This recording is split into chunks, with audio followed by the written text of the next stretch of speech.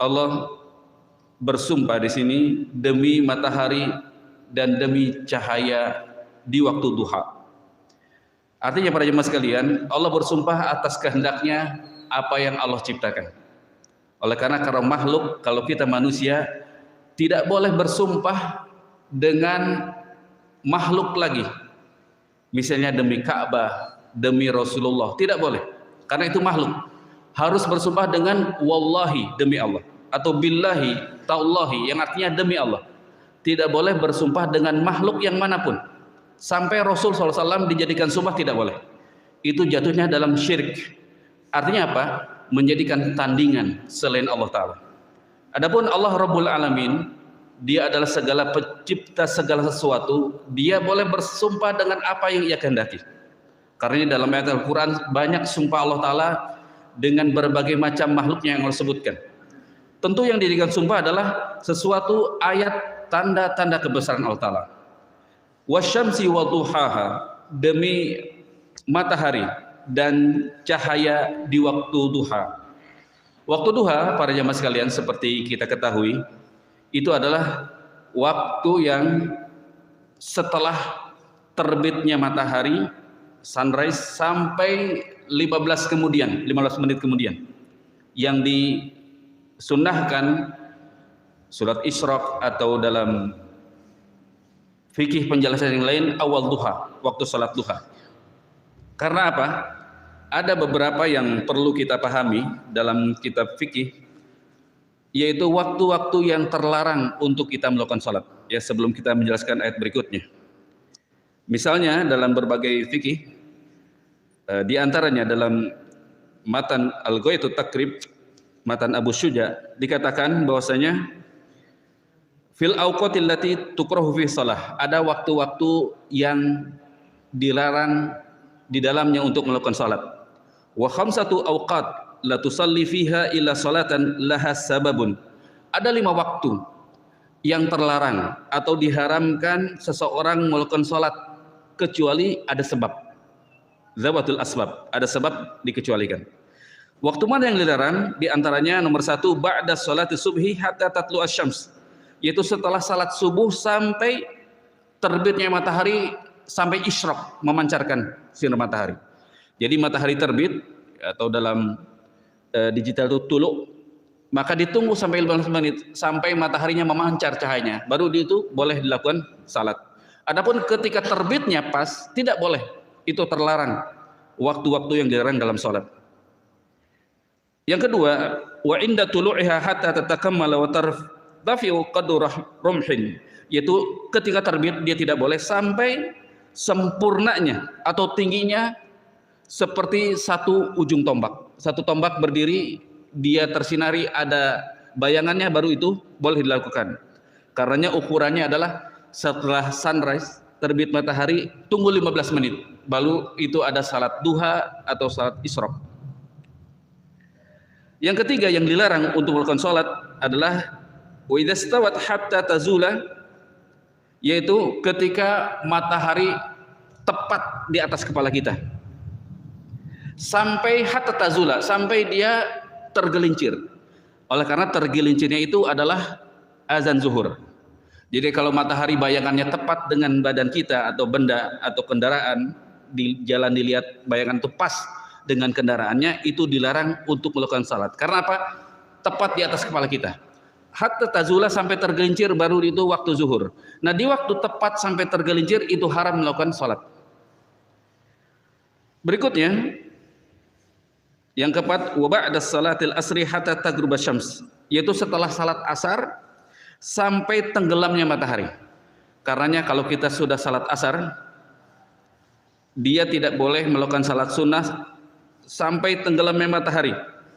Wa indal ghurubi hatta tatakammala ghurubiha. Yang kelimanya, sampai terbenamnya itu sempurna.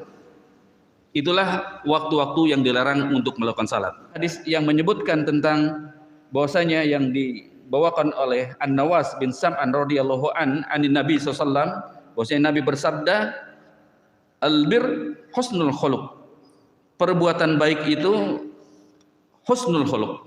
Artinya kebaikan itu identik dengan akhlak yang mulia. Apa saja, sekecil apapun dia identik dengan akhlak yang mulia. Dari perbuatan yang sederhana seperti pernah disampaikan, bagaimana orang menyingkirkan batu atau rintangan di jalan, itu adalah akhlak yang mulia. Dia adalah berbuat kebaikan, apalagi lebih dari itu, birrul walidain, berbuat baik lil jiran, kepada tetangga, dan seterusnya. Karenanya kata Nabi, albirru husnul khuluq wal itsmu, nah ini ismu. Perbuatan dosa adalah mahaka fi nafsika wa karihta ayyutala alaihin nas. Adapun perbuatan buruk yang tadi disebut fujur adalah sesuatu yang menjadikan jiwa ini guncang, gundah dia. Artinya apa? Tidak akan ada ketenangan dalam jiwa ketika dia berbuat dosa. Itu dimaksud dengan Allah beri ilham seseorang itu perbuatan baik dan perbuatan buruk. Maka jika dia condong perbuat buruk, tidak tenang jiwanya, guncang. Atau orang bisa jadi ketika akan berbuat maksiat, kalau dia orang beriman, deg-degan, ngedrek-dek gitu, nggak tenang. Ya, lain kalau sudah melampaui batas kezalimannya, berbuat dosa sudah santai-santai saja. Ya, menghilangkan nyawa tenang-tenang saja, karena sudah gelap hatinya. Tapi kalau masih ada iman, dia bergetar ketika berbuat maksiat. Dan kata Nabi, wa karihta ayyutala alaihin nas, dan dia tidak suka ketika berbuat maksiat itu diketahui oleh manusia. Itulah jiwa yang bersih. Ketika dia akan berbuat maksiat, dia tidak tenang, deg-degan, ragu-ragu, dan tidak suka perbuatan itu diketahui oleh manusia. Dan itu adalah fitrah bawaan. Oleh karena Allah ilhamkan kepada manusia itu, jiwa itu adalah ketakwaan.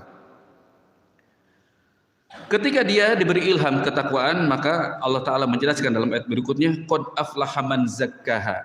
Sungguh aflaha, berbahagia, beruntung siapa? Man zakkaha, orang yang mensucikan jiwanya. Artinya apa? Kesucian jiwa yang dimiliki oleh seorang ketika dia dibersihkan jiwanya, hatinya dari perbuatan-perbuatan dosa. Karenanya pada masa kalian tidak ada manusia yang bersih dari dosa. Semua kita berbuat dosa. Itulah manusia. Kullu bani Adam khata' wa khairul khata'ina tawwabun. Kata Nabi, setiap manusia anak Adam khata'. Khata' itu isim balaghah, sering dia berbuat dosa. Doyan dia berbuat maksiat. Wa khairul khata'ina at-tawwabun. Namun kata Nabi, sebaik-baik orang yang sering jatuh dalam dosa adalah yang paling baiknya at-tawwabun. Orang-orang yang Ahmad dan At-Tirmidzi, inal abda idza akhta khati'atan nukitat fi qalbihi nuqtatun sauda. Jika seorang hamba dia berbuat kesalahan, berbuat dosa, nukitat fi qalbihi nuqtatun sauda, maka ada noda hitam, titik hitam di dalam hatinya. Fa in huwa nazza wastaghfara wa taba sukila qalbuhu. Tapi jika dia berhenti dari maksiat tersebut, dia cabut, tidak mau berdosa lagi, wastaghfara, lantas dia mohon ampun kepada Allah Ta'ala, wa taba, dan bertobat, sukila qalbuhu, maka cemerlang kembali hatinya. Artinya noda hitamnya hilang. Ketika dia istighfar, mohon ampun, bertobat, bersihlah titik hitam yang ada dalam hatinya. Wa in ada, namun kata Nabi, jika dia mengulang terus berbuat maksiat, zida fiha hatta ta'lu ala qalbihi, mengulang-ulang dosanya sampai menutupi seluruh hatinya, gelap hatinya. Naudzubillah.